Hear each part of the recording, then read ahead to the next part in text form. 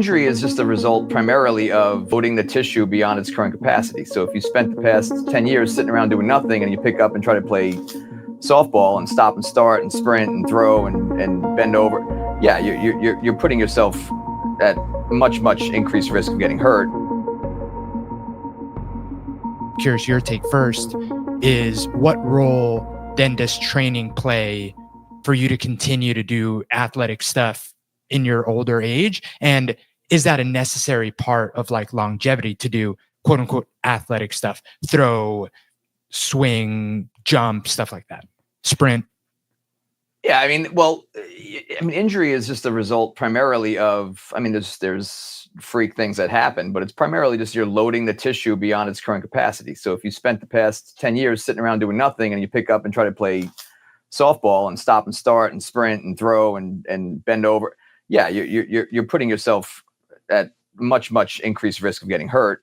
You know, the deadlift scenario for me, I've been doing that for so long, like even though it's really heavy for me, I've way mitigated the risk of injuring myself because I've built up this huge buffer of capacity in those tissues that are responsible for lifting the weight. So, you know, in so much as you want to be able to continue to do those things throughout the course of your lifetime, however long you want to extend that, then you have to just keep doing them. I mean, it's as simple as like use it or lose it. And if you anticipate the ability to be able to do any of those things, throw, run, sprint, jump, and you haven't continuously been doing them for your entire life, like, yeah, you're going to dramatically increase the likelihood that those things are going to result in some kind of pain or injury or potentially, you know, whatever it is.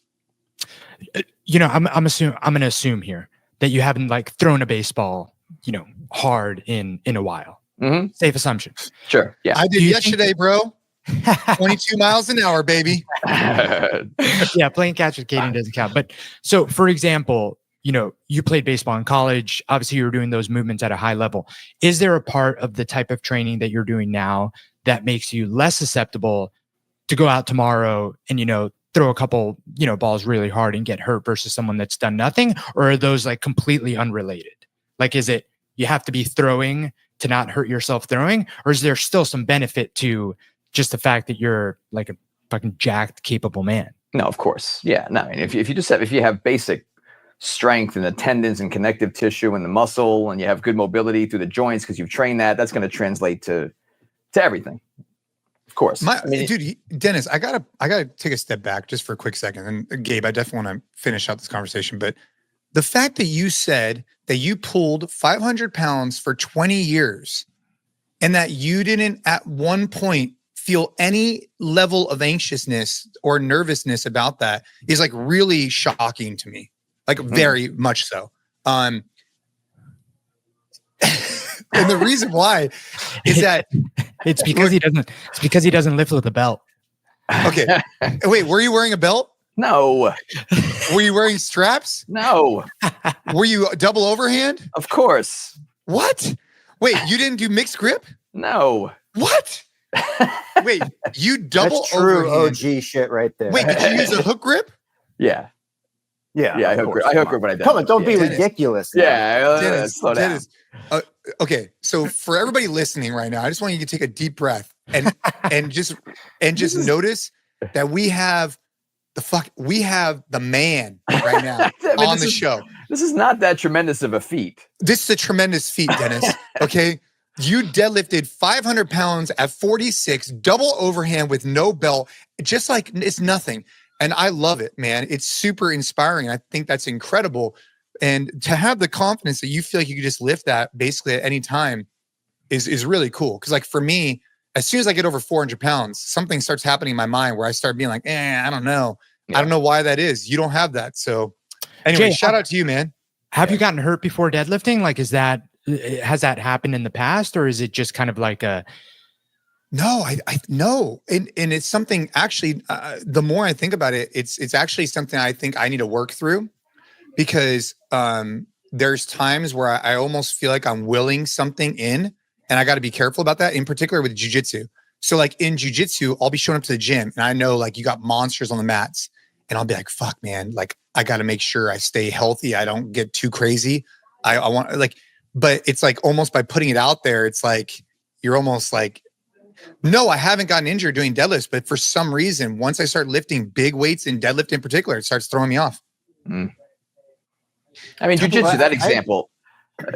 Sorry, Matt. To compare those two is apples and oranges, right? Like there's such a, I mean, I'm not a practitioner, but there's a level of uncertainty when you're dealing with another human being that is out of your control, and there's variables that are unaccounted for.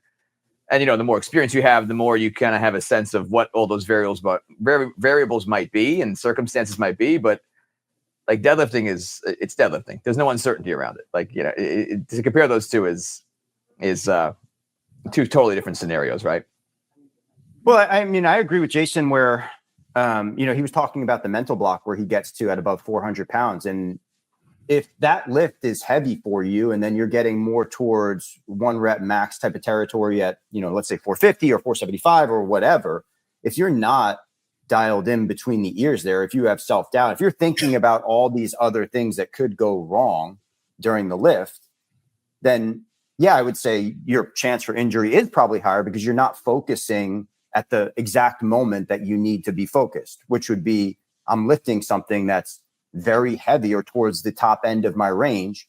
And when you're in that position, when you're going for whatever that is for you, you do have to be dialed in. You do have to be thinking about your midline. You do have to be thinking about how this bar is going to move off of the floor and what's going to happen if it feels, super heavy right below the knee. Like, you do have to be dialed in at those points. So it's not so shocking that, like, yeah, I think your chance for injury probably would increase if you are questioning your own, I don't know, skills or your own fortitude in those moments, for sure. Yeah. But injury generally, I agree with Dennis. It's too much, too soon, too fast. That's, of all the injuries I've seen in CrossFit or functional training, weightlifting, it's usually too much, too soon, too fast. Yeah. And now, of course, you also have overuse injuries or injuries that kind of accumulate over time, tendinitis and things like that, or, but the sudden injuries, the things that happen kind of suddenly, besides the freak accidents, it's too much, too soon, too fast.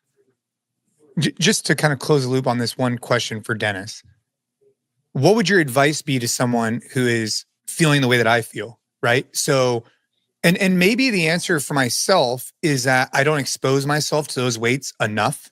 Mm-hmm. Like, I don't go super heavy. Like the workout that you programmed like the other day, like, 225 deadlift, 315 deadlift for reps, like all good. I just don't really expose myself to these like parameters outside 400. And so maybe that's why I'm like subconsciously kind of like telling myself just to be careful. But what would the advice be on that? Just more exposure? Do you think it's just like, if you, what is it? Yeah. I mean, you guys talk about it all the time, this idea about earned confidence. Yeah. It's the same thing with lifting weights and any exercises that you do. You just have to build up the capacity. You have to earn the capacity to be able to do that stuff. If you don't touch 400 pounds ever, and all of a sudden you just expect to be able to walk in one day and do it, you haven't touched it in a year. Well, you haven't earned the ability or the right to really be messing around with it, right? So yeah, there should be some uncertainty around that. So it's no different when lifting weights. You have to just expose yourself and develop the capacity over years and decades of doing it, so that you can, when needed, when called upon, you have the capacity to do what you want to be able to do. But if that's not important, if deadlifting 500 pounds is not aligned with what you're trying to achieve or with your goals, then obviously you don't have to worry about it. Yeah. This goes for absolutely everything. Yeah. Life. Yeah. I mean, this is like general. This is not just lifting at the highest ends of your ranges for the deadlift. This is like if you wanted to show up and compete as a black belt at the ADCC finals, if you wanted to go play poker at a really high level, if you wanted to go, win a dance competition, all of these things, you have to actually put in the work and be intentional. Yep.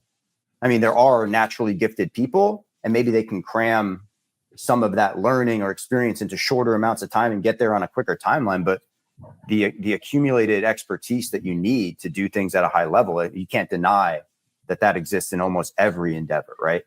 Mm-hmm. Good. It's funny how exercise is kind of weird outlier where like people, I think, have some false expectations around how quickly they can develop capacity to do certain things. right? Like I wouldn't anticipate that I can start picking up poker and over the course of the next 6 months end up at the World Series of Poker. Like I would anticipate it being like a decades long process to develop that proficiency. But I think people like they start doing CrossFit and they start training and they expect that like within 6 months they're gonna be able to do muscle ups and have all the bells and whistles and be able to lift really heavy weights. And I think their expectation around how quickly they can develop that capacity is unrealistic a lot of the times. And that's what causes people to get hurt, do stupid things, make poor decisions. Yeah. Well, I mean, I think the problem there is that people think that progress is linear. And when you're in like that newbie stage, you just start extrapolating like, wow, if this got this better in 3 months, then imagine what it's going to get in another 3 months. And that's where it gets really tough. Cause I mean, I experienced this as being real about the diminishing returns with so much of this stuff. Like when you first start lifting weights, first start trying to get strong, you're going to like look at the weight and get strong. It doesn't matter what rep scheme you do. It doesn't matter how often you're doing it, especially if you're on the younger side. I mean, I remember this, you would just PR over and over and over, but you get to a point where it's going to take long. And if you're, immature and stubborn, you're going to try and like just bust your head through that brick wall instead of understanding that, hey, now the process is different. Now it's not about maxing out every time. Now it's about, having a program, staying patient, taking rest days, all of these things. And I know that happens too. I know I'm not unique there, but that's the problem is it's not linear.